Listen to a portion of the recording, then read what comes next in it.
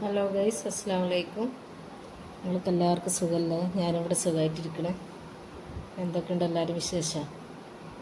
നാട്ടിലൊക്കെ നല്ല ചൂടാണല്ലോ. അപ്പോൾ പ്രവാസികളൊക്കെയാണ് ചൂട് ചൂട് എന്ന് പറയില്ല. അപ്പോൾ നമ്മുടെ നാട്ടിലും ചൂട് ചൂടെന്ന് പറയാനായില്ലേ. അപ്പോൾ ഇന്ന് ഞാനിവിടെ ഉണ്ടാക്കാൻ പോണത് കപ്പ വെച്ചിട്ടുള്ളൊരു പുട്ടാണ്.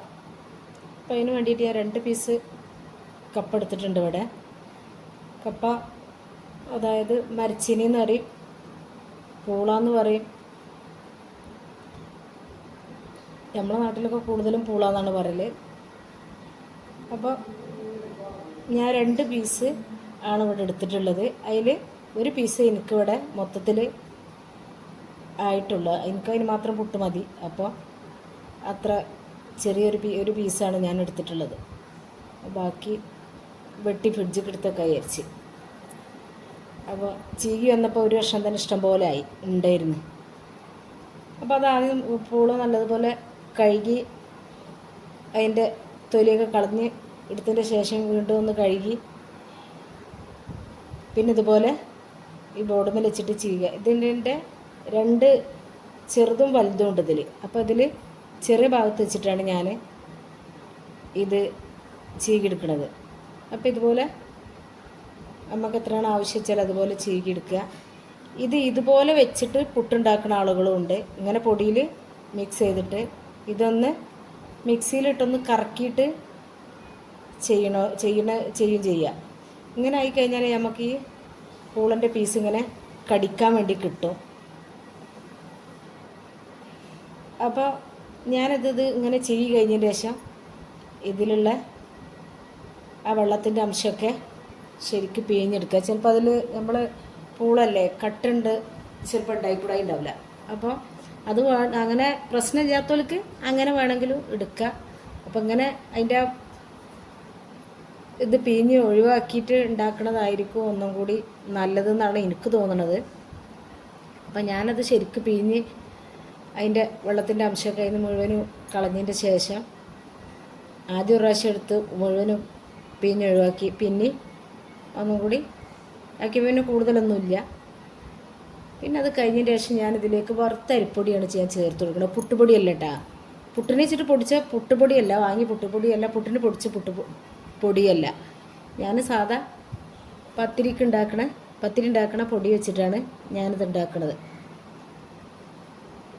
അങ്ങനെ അത് എല്ലാം കൊണ്ട് പിന്നെ ശരിക്കും കുതിർത്ത് ഒന്നും കൂടി പിഴിഞ്ഞ് നോക്കിയപ്പോൾ അതിൽ പിന്നെ വെള്ളമില്ലാതെ ഒന്നുമില്ല. അങ്ങനെ ഞാനിതിലേക്ക് 1 കപ്പ് പൊടിയാണ് എടുക്കുന്നത്. 1/2 കപ്പിൻ്റെ മെഷറിംഗ് കപ്പിനാണ് ഞാൻ അളന്നിട്ട് എടുക്കുന്നത് കേട്ടോ. അപ്പോൾ അതാണ് 2 കപ്പ് പൊടി ഇട്ട് കൊടുക്കുന്നത്. അപ്പോൾ മൊത്തത്തിൽ 1 കപ്പ് പൊടിയേ ഉള്ളൂ. അപ്പോൾ ശരിക്ക് നമ്മൾ ആ പിഴിഞ്ഞെടുത്തത് കട്ട പിടിച്ചിട്ടുണ്ടാവുമല്ലോ, അപ്പോൾ അത് ശരിക്കും ഉതിർത്തിയെടുക്കുക. അതിൻ്റെ ശേഷമാണ് അതിന് പൊടിയിട്ട് പാകത്തിന് ഉപ്പിട്ട് കൊടുത്തതിന് ശേഷം പിന്നെ പൊടിയിട്ട് കൊടുക്കുക. പൊടി ഇട്ട് നല്ലതുപോലെ വെള്ളമൊന്നും ചേർത്ത് കൊടുക്കാതെ ആദ്യം ഇതിലിട്ടിട്ട് ഒന്ന് കുതിർത്തെടുക്കുക. ശരിക്കും നമ്മൾ പൊടിയും ആ പൂളിയും കൂടി മിക്സാക്കുക. നല്ലതുപോലെ മിക്സാക്കി എടുത്തതിൻ്റെ ശേഷമാണ് ഇത് ഇങ്ങനെയും നനച്ചിട്ടെടുക്കുക. പിന്നെ പുട്ടുണ്ടാക്കുക. ഒന്ന് മിക്സിൻ്റെ ജാറിലിട്ട് കറക്കിൻ്റെ ശേഷം നനച്ചിട്ട് അങ്ങനെ ഉണ്ടാക്കുക. അപ്പം ഞാനിത് മിക്സിൻ്റെ ജാറിലിട്ടൊന്ന് കറക്കിയെടുത്തതിൻ്റെ ശേഷമാണ് പുട്ടുണ്ടാക്കണത്. അപ്പോൾ എനിക്കിങ്ങനെ നനച്ചത് വന്നപ്പോൾ തോന്നി പുട്ടിൻ്റെ ഉപ്പ് കുറവാണെന്ന്. അപ്പോൾ കുറച്ചും കൂടി ഉപ്പിട്ടൊക്കെ കൊടുത്ത്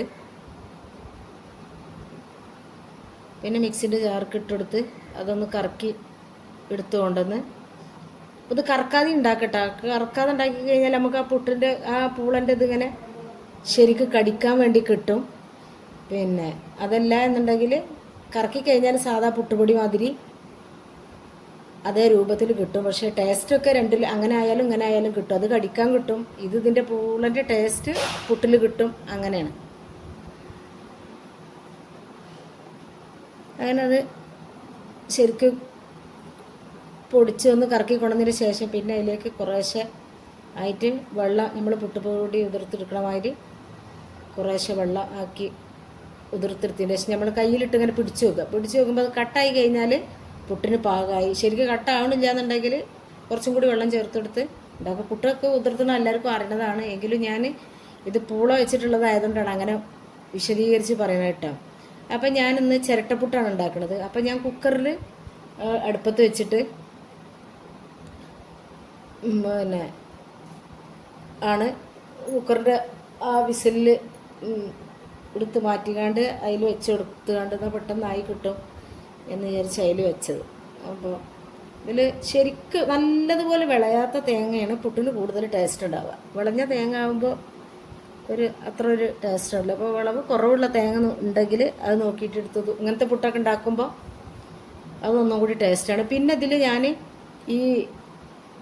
ഇത് മിക്സിയിലിട്ട് ഒന്ന് കറക്കിയെടുത്ത നേരത്തെ കുറച്ച് തേങ്ങ ഇതിലിട്ട് കൊടുത്തിരുന്നിട്ടാണ്. അത് ഓപ്ഷണലാണ്, ആവശ്യമുള്ളവർക്ക് ചേർത്തെടുത്താൽ മതി, അല്ലാത്തവർക്ക് അത് സ്കിപ്പ് ചെയ്യുകയും ചെയ്യാം. അങ്ങനെ പുട്ടുണ്ടാക്കുന്ന സമയത്ത് അടിയിലും മേലും തേങ്ങ ഇട്ടിട്ട് അങ്ങനെ ഉണ്ടാക്കി നമുക്ക് ഉണ്ടാക്കാം. അപ്പം ഞാൻ ആദ്യം രണ്ട് ചിരട്ടപ്പുട്ടാണ് ഞാൻ ഇവിടെ ഉണ്ടാക്കിയിട്ടുള്ളത്. പിന്നെ ഒരു 3 വർഷം പുട്ട് സാദാ പുട്ട് പോലെയാണ് ഉണ്ടാക്കിയത്. അപ്പം നിങ്ങളിൻ്റെ ഈ വീഡിയോ കണ്ടുകൊണ്ട് നിൽക്കുമ്പോൾ നിങ്ങൾക്ക് എൻ്റെ വീഡിയോ ഇഷ്ടപ്പെട്ടിട്ടുണ്ടെന്നുണ്ടെങ്കിൽ ഒരു വീഡിയോ കാണുമ്പോൾ തന്നെ ഇഷ്ടപ്പെട്ടാൽ ഒരു ലൈക്ക് തന്ന് സപ്പോർട്ട് ചെയ്യുക. നിങ്ങൾക്ക് എൻ്റെ വീഡിയോ ഇഷ്ടപ്പെട്ടിട്ടുണ്ടെന്നുണ്ടെങ്കിൽ നിങ്ങളെ ഫ്രണ്ട്സിനും ഫാമിലിക്കൊക്കെ ഒന്ന് ഷെയർ ചെയ്ത് കൊടുക്കുക.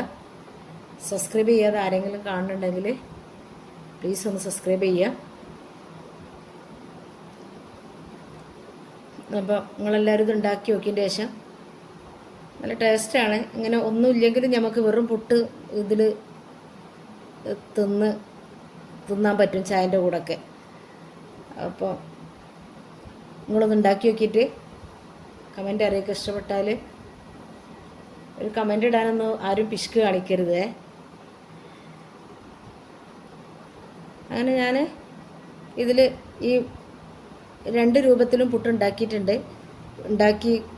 ഇങ്ങനെ ഉണ്ടാക്കാം അങ്ങനെ ഉണ്ടാക്കാം എന്ന ഉദ്ദേശിച്ചാണ് അങ്ങനെ കാണിച്ചത്. അപ്പം ഇങ്ങനെ ഉണ്ടാക്കുമ്പോൾ അറിയാത്ത പോലെ ആരെങ്കിലും ഉണ്ടെങ്കിൽ ഇതിൽ വെച്ച് ഇത് ഉണ്ടാക്കാൻ പറ്റുള്ളൂ എന്ന് വിചാരിച്ചാണ് സാധാ പുട്ടുകുറ്റിയിൽ വെച്ചിട്ട് ഇത് ഉണ്ടാക്കി കാണിച്ചത്. അപ്പോൾ നല്ല തലവേദനയായിട്ടാണ് സൗണ്ടൊക്കെ, തൊണ്ടൊക്കെ ഒരു കരകരപ്പ് ഇതൊക്കെ ആയിട്ടാണ് സൗണ്ടിനൊക്കെ ഒരു വ്യത്യാസം. അപ്പോൾ എല്ലാവരും ഒന്ന് ക്ഷമിക്കുക. വീഡിയോ ഇട്ടിട്ട് ഇപ്പോൾ കുറേ ആയില്ലേ, പെരുന്നാളിൻ്റെ മുമ്പേ എൻ്റെ വീഡിയോ ഇട്ടാണെന്ന് തോന്നുന്നുണ്ട്. അപ്പോൾ പെരുന്നാളൊക്കെ എല്ലാവർക്കും അടിപൊളിയായിട്ട് കഴിഞ്ഞിട്ടുണ്ടാവും എന്ന് വിചാരിച്ചാൽ. അപ്പോൾ നിങ്ങൾ കഴിയുന്നത് എൻ്റെ വീഡിയോ സ്കിപ്പ് ചെയ്യാതെ തന്നെ കാണുക. അപ്പോഴേ ഇത് ശരിക്കും എങ്ങനെയൊക്കെ ഉണ്ടാക്കി എന്നുള്ളത് നിങ്ങൾക്ക് ശരിക്കും മനസ്സിലാവുള്ളൂ. അറിയാത്തവർക്ക് വേണ്ടിയിട്ടിട്ട് അത്ര ഇങ്ങനെ പറയണത്. അത് ചിലപ്പോൾ അത് ഉണ്ടാക്കണോലും കഴിച്ചോലും ഒക്കെ ഉണ്ടാവും. അറിയാത്തപോലെ ആരെങ്കിലും ഉണ്ടെങ്കിൽ അവർക്ക് വേണ്ടിയിട്ടാണ് ഇത് പറഞ്ഞത്. അപ്പോൾ ഇത്രയൊക്കെ തന്നെയുള്ളൂ ഈ വീഡിയോ. ഇഷ്ടപ്പെട്ടാൽ